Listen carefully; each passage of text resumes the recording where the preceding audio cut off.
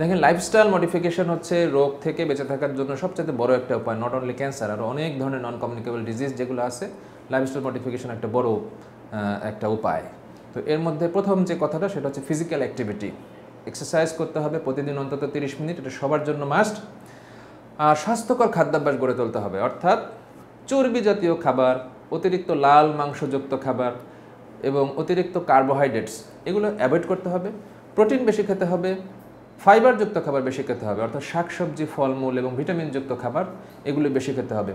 অতিরিক্ত মদ্যপান পরিহার করতে হবে, ধূমপান পরিহার করতে হবে। প্রতি বছর তো এই প্রোস্টেট ক্যান্সার সচেতনতা মাস এই সেপ্টেম্বরে পালন করা হয়, কিন্তু আমার কাছে মনে হয় যে প্রোস্টেট ক্যান্সার নিয়ে মানুষের সচেতনতা অতটা হয় না, যেমন বেশ কিছু ক্যান্সার, যেমন ধরেন যে ফুসফুস ক্যান্সার বা আপনার সার্ভিক্যাল ক্যান্সার, ব্রেস্ট ক্যান্সার, এগুলো নিয়ে যতটা মানুষের মধ্যে সচেতনতা আছে, প্রোস্টেট ক্যান্সার নিয়ে ওই লেভেলের সচেতনতা এখনও হয় নাই।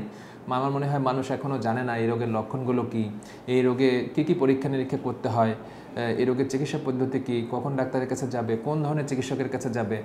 তো মনে হয় যে সচেতনতা এখনও ওই লেভেলে হয় নাই। তবে আমাদেরকে কাজ করে যেতে হবে, মানুষকে সচেতন করার জন্য আমাদের লেগে থাকতে হবে, এবং আমার বিশ্বাস যে মানুষ অবশ্যই সচেতন হবেন।